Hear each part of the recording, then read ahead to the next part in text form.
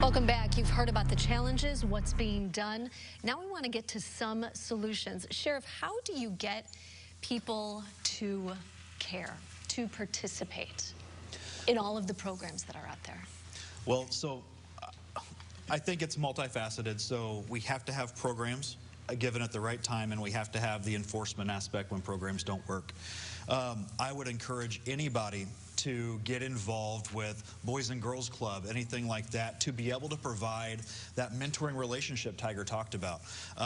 Because in my perfect world, programs would stop crime before they occur. We're not living in that perfect world, you know, and unfortunately we have to take enforcement action sometime. But just be involved in your community. Be involved, you know, this is all of our community. We're all living here.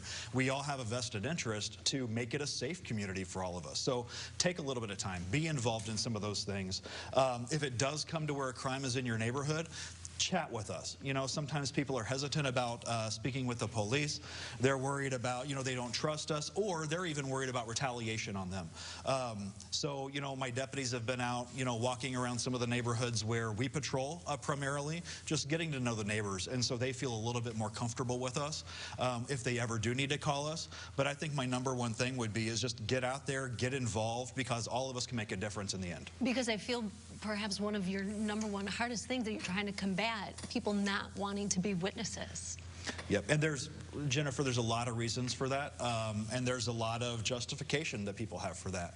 But we cannot solve crimes unless we have information about those crimes. And so, you know, Crime Stoppers is a good resource to be anonymous if you want to report something. We don't care how you report it, but we need that information to help investigate the case. Sheldon, it's all fine and good to have those programs at the Champaign School District, but if you can't reach those kids, I mean, how do you get them to participate if they don't want to listen? Yeah. I'm going to say one thing, too. Yeah. If we rewrite the narrative on the media, because it's not always a negative thing that's going on with young black men, if we start pulling out more stories, we start pulling out more stories about the good things that's going on because we got successes. We got Gold Getters got some successes. Operation Hope got some successes. These men got success. We all got some successes. So if we're talking about victory, there are some victory stories. And so if we kind of push that and rewrite that narrative, I think that would also help my young men, because they seeing, hey, there's some good things going on in Champaign. Everybody ain't all negative, because negative feed negative. They get the negative energy. If I come in there with negative energy with them young men, they're going to give me negative energy. So I come in there with some positive energy. I get guys that got positive energy. So, you know, that positive energy with the young men and some of the young females as well, because sometimes we forget about the females, because, you know, the females, they struggling as well, too. So with Operation Hope, we're working with the females as well. So teaching them about positive things and just rewriting that narrative, because they deal with enough negative. And also, I don't want to just have it be on we're not just talking about the black community. We have to be one community. Right. So the people watching who may not be part of that community, what can specifically they do? They're watching the stories, they see the crime on TV. What can anyone watching right now, how can they engage in trying to fix the problem? That's just to anyone. Yeah. So we have a collaboration effort with United Way in the city of Champaign, and we always have opportunities to have you know, folks come from United Way to speak to our students. We show diversity through a lot of the programs that we have, whether it's financial literacy, or if it's something, you know, like for instance Saturday we took some students to the game, the homecoming game.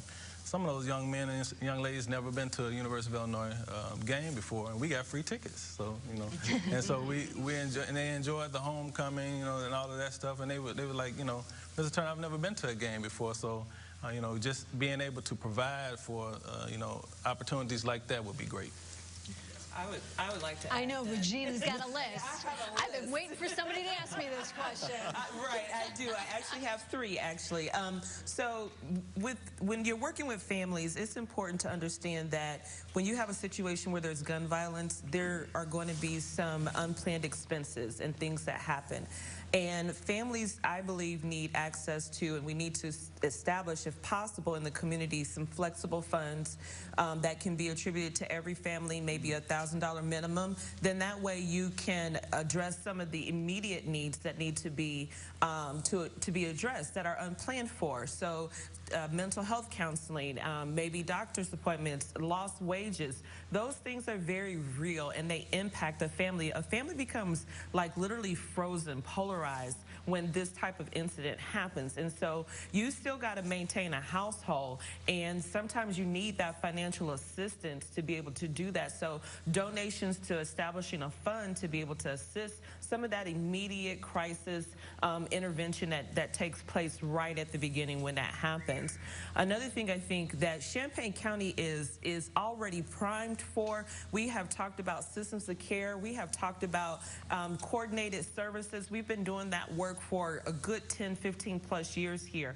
For us to actually get together as providers, as community members, to coordinate services for families. And what that means is that we're bringing families to the table, we're bringing the providers to the table, we're bringing natural supports to the table, and we're creating a plan to help address whatever the needs are for the families. And that's something that we have been working on and that we can continue to do. And then also just having peer supporters for parents who are navigating those systems of juvenile justice, the criminal justice system, whatever is going on.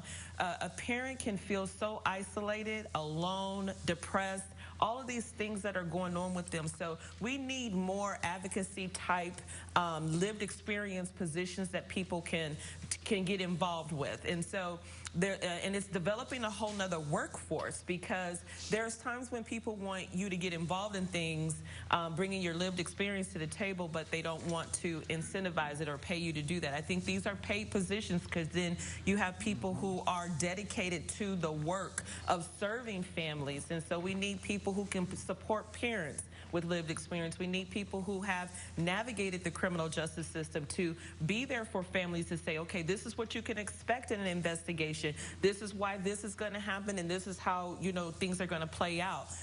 If it's, dealing with law enforcement, how do you interact with them? So I think that advocacy, peer support, flex funds, and care coordination or coordinated services are necessary.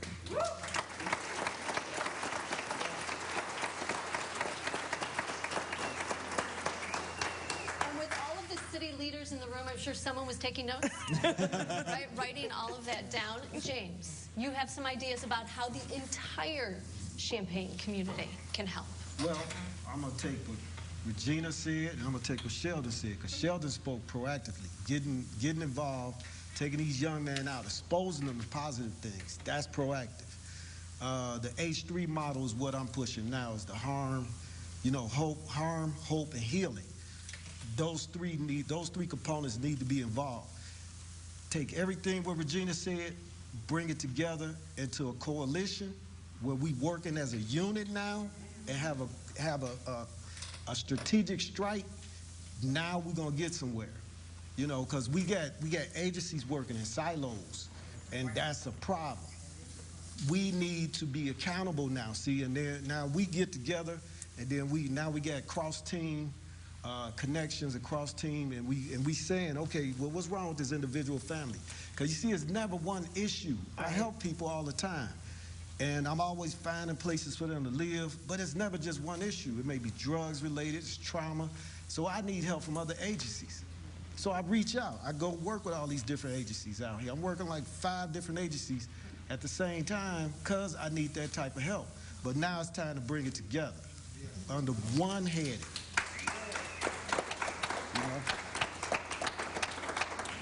I want to end with the hope. We wanted to talk about that there is hope. Right. There is an end in sight. Do you feel like there is an end in sight to what is happening right now? Sheriff? I do, because we are all working together. Unfortunately, we have to have that law enforcement aspect, but we don't. That law enforcement aspect is not the entire answer any more than all programs is the entire answer either. Tiger and I were talking about that before we started. Groups like this and groups, I'm in meetings all day long. Champaign County has shown me that there is hope and we're going to get through this because we're working together.